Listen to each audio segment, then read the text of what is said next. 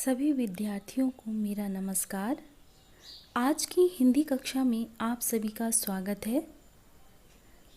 जैसा कि आप सभी जानते हैं कि हम पढ़ रहे थे व्याकरण। आज की कक्षा में मैं आपको पढ़ाऊंगी अर्थ के आधार पर वाक्य के भेद। इसके लिए हम सबसे पहले जान लें कि वाक्य क्या है, इसकी क्या परिभाषा होती है। वैसे तो आप पिछली कक्षाओं में पढ़े ही हैं। वाक्य शब्दों का व्यवस्थित रूप जिससे मनुष्य अपने विचारों का आदान प्रदान करता है, उसे वाक्य कहते हैं। एक सामान्य वाक्य में क्रमशः कर्ता, कर्म और क्रिया होती हैं, अर्थात शब्दों का सार्थक समूह ही क्या होता है, वाक्य होता है।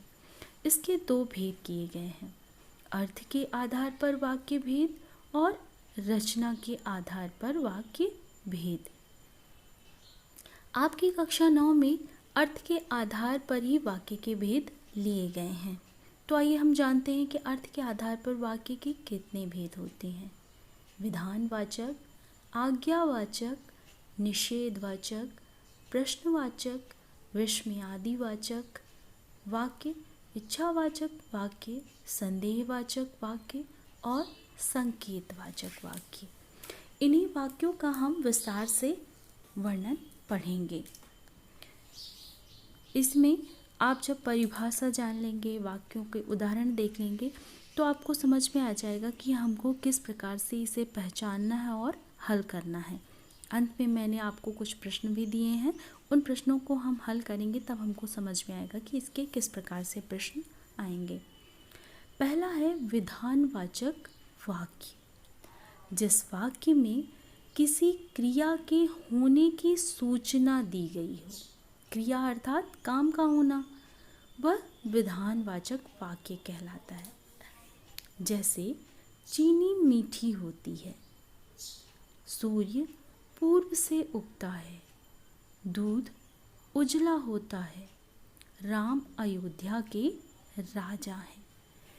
विधानवाचक वाक्य में कुछ वाक्य ऐसे भी होते हैं जो निश्चित होते हैं, तो उसे विधिवाचक वाक्य भी कहा जाता है। तो विधान को हम विधिवाचक वाक्य भी कह सकते हैं। दूसरा है आपका आज्ञावाचक वाक्य, जिस वाक्य में किसी को आज्ञा, आदेश दिया जाता हो अथवा निवेदन, प्रार्थना की गई हो, वह आज्ञावाचक वाक्य कहलाता है। आदेश देना, आज्ञा करना या निवेदन करना।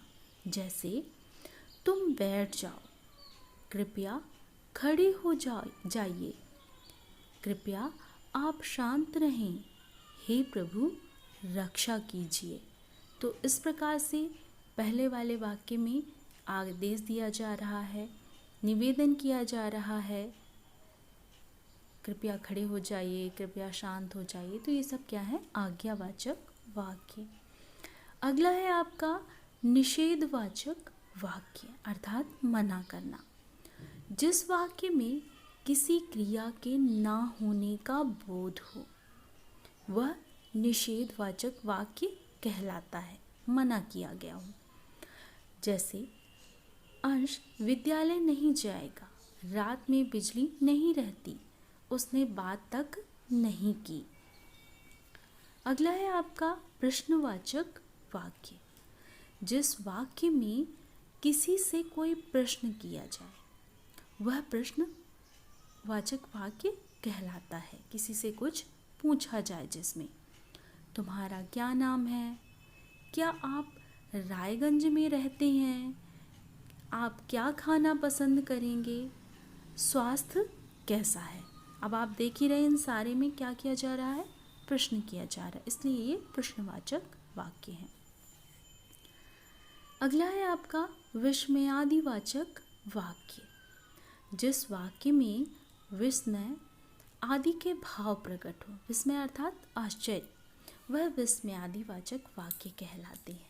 अरे इतने बड़े हो गए, आह क्या मौसम है, धत मुंह नोच लूँगा, हाय मैं डर गई। ये सब वाक्य क्या है, विस्मय के। अगला है इच्छावाचक वाक्य। जिस वाक्य में किसी की मनोकामना, मंगल कामना या आशीर्वाद ग्रह प्रकट हो वह इच्छावाचक वाक्य कहलाता है। किसी के लिए हम अपनी इच्छाएं प्रकट करें, वह इच्छावाचक वाक्य। काश मेरे भी पंख होती, ये मनोकामना है। आपकी यात्रा, ईश्वर तुम्हें दीर्घायु करे, नव वर्ष की बधाइयाँ। ये सभी वाक्य क्या कर रहे हैं? अपनी इच्छा को प्रकट कर रहे हैं। अगला है संदेहवाचक वाक्य। जिस वाक्य में किसी कार्य के होने में संदेह हो वह संदेहवाचक वाक्य कहलाता है कि काम होगा भी कि नहीं। इसके लिए हम संभव, संभवतः, कदाचित, शायद जैसे शब्द प्रयोग करते हैं। संभव है आज धूप निकले, संभवतः मैं जीत जाऊं, कदाचित उसने देखा ही ना हो, शायद उसे खबर ही ना हो। ये सारे वाक्य क्या हैं? संदेहवाचक। अगला है संकेतवाचक वाक्य। जिस वाक्य से किसी एक क्रिया के होने पर ही दूसरी क्रिया के होने का संकेत हो वह संकेतवाचक वाक्य कहलाता है। जैसे जब धूप निकलेगी तब कपड़े धोएंगे, आप होते तो इतनी परेशानी ना होती। यहाँ पर आप देख रहे हैं एक बात पर दूसरी बात क्या हो रही है? निर्भर हो रही है। तो इसमें दो वाक्य होंगे। यदि तुम बुलाते तो मैं जरूर आता, अगर मन लगाकर पढ़ते तो पास हो जाते। इस प्रकार से हमने अर्थ के आधार पर वाक्य के सारे भेद पढ़ लिए। अब हमें जो भेद हैं उनके नाम अच्छी तरह से याद करना है और परिभाषा को समझना है। अब हम देखते हैं कि इन्हें हल कैसे करना है।